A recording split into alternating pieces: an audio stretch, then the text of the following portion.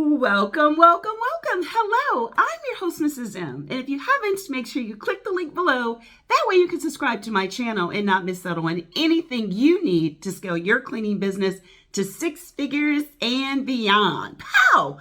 I get a lot of questions about, can I win a, let's say, $500,000 contract, government cleaning contract, and completely 100% sub it to someone else? Is that possible? Does it make sense? Is it something that I can do? Can I do it when I am in, let's say, North Carolina, and I want to sub it to someone that's in Georgia? Is that possible? If that's something you've heard, you are interested in doing, you've heard a lot of different, yeses and nos and things like that, then in this video, I am going to try my best to clarify exactly what you need to do. You ready? Let's go. So I am a woman-owned small business and a veteran, a disabled veteran. So that gives me 2 actual certifications. Now I get a lot of people in the DC area that come to me and they may not fit that category. And they will ask me, can I get a contract and give the entire thing to them? The key is one thing I just said. They do not fit that. So what does that mean? What that means is there is a regulation called the FAR, which is the government regulation that the SBA, Small Business Administration, put out, and they give you all the limitations on what you can do for subcontracting. Now, I'm not going to give you every little thing, but I am going to focus on a couple of things that a lot of people call me about, and they think they can do it easily, and I want to kind of clarify that.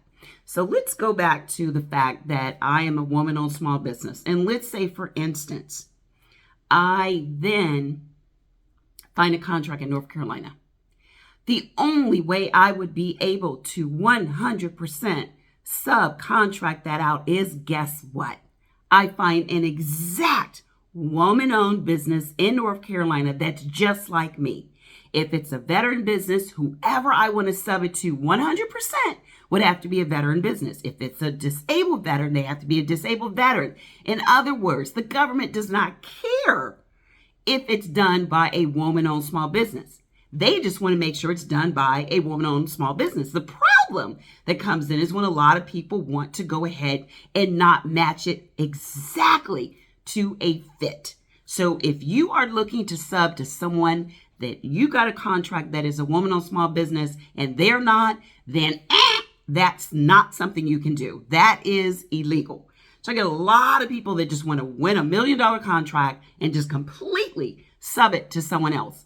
And that is only possible if it's apples to apples and oranges to oranges. If it is $1 million contract, $500,000 contract, yes. If it is another woman-owned in North Carolina somewhere, but you just want to make sure that you look at the state requirements, because you got to remember, if you're registered in one state, you got to make sure you can do business in the other state. So that's something you need to check out. But just don't fall for the fact that you think you can just get a contract and not, have it be exactly that. Now, there are several other caveats that are in there. The other caveat is there's a threshold for like micro purchases and simplified acquisition procedures. I think the SAP is like 250,000. Micro purchases are a certain amount. There are some areas in there where you're able to 100% sub out those contracts in between those thresholds.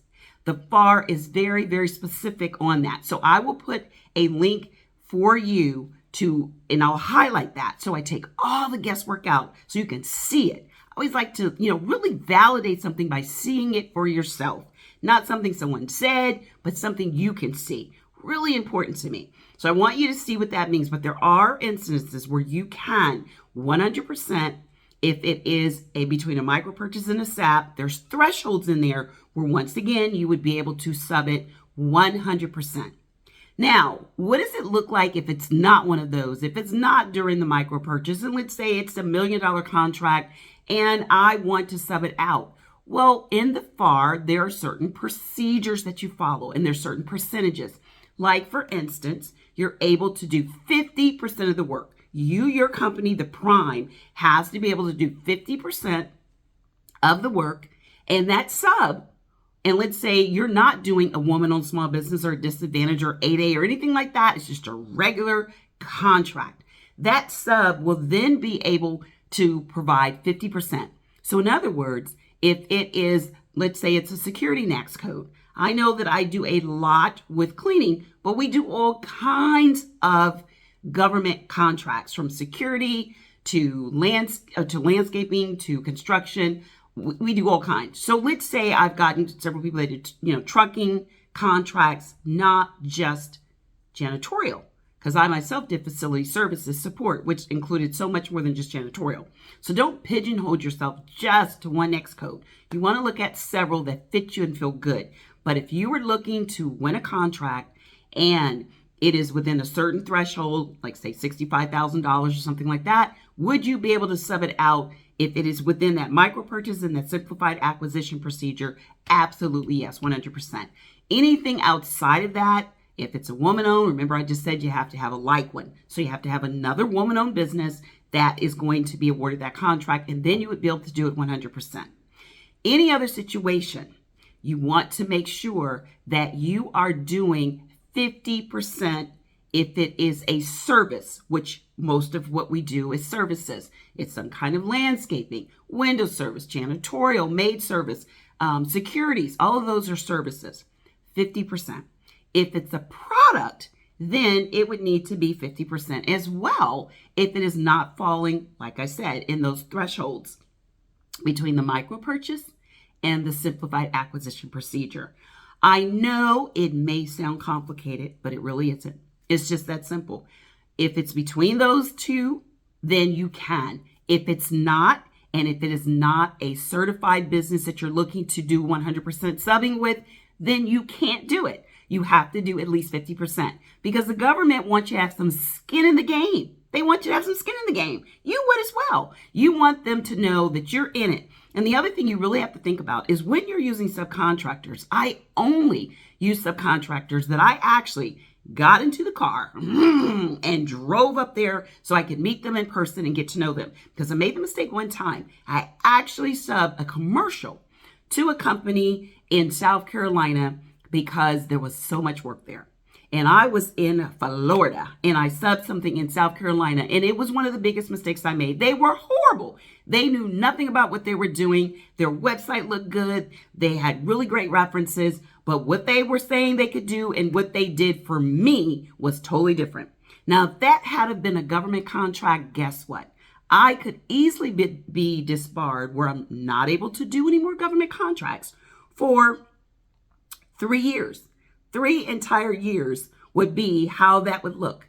So you don't want to have that problem where you are on your way doing something, looking at subbing everything out, and then they do a horrible job and then ends up coming back on your report because the government is reported. And next thing you know, you cannot do any work for up to 3 years. Not worth it. So hopefully I answered your questions. I get that a lot. I get phone calls a lot about that. Like I said, I'm going to put the FAR in the little description below. All you have to do is click onto it. And government is so exciting. There's so many moving parts. That's part of what I love about it because it changes, it moves, it gives all of us such great opportunities. But we want to make sure that we're up to what needs to be done, up to the requirements, up to the standards, up to it. Okay. So if you're looking to do some, stop searching, you're looking to do a little bit of like search, and you're looking to submit and secure, get started, really get into it, because the only way you're really going to know what's going to fit is if you just start doing it. Meaning start looking at bids, try to have a sheet on what you're going to bid on and what you're not. Do the go and no go when it comes to bidding. I've got that all in our Facebook group. You can join. All you have to do is click the description. I've got all of that in there because we have a lot of people that are winning contracts all the time, every single day, that are a part of our Facebook group. And I'd love for you to be a part as well. So if you want to learn more, then make sure you join me for what? My free masterclass on Wednesdays. It's a workshop, government. Go into all of this and more, even the subject I just gave you a few minutes ago. Because this is something that I've done. This isn't something that I've heard. I've done it myself. So I know what's working and what's not. Okay? That's the thing. I want you to know that I kind of want to condense what could take a long time into maybe a couple of weeks. That's it. That's the goal, is to condense what took me a long time into a little bit of time for you. and give you this, and that's the goal. So if you'd like to know more, then make sure you sign up for that free masterclass. It's a workshop. Bring your pen and paper. Space is limited. We only do 25 people at a time because we answer and ask. A lot of people ask, and we answer a lot of questions. So until next time, be safe, take care, and I'll see you soon. Bye-bye.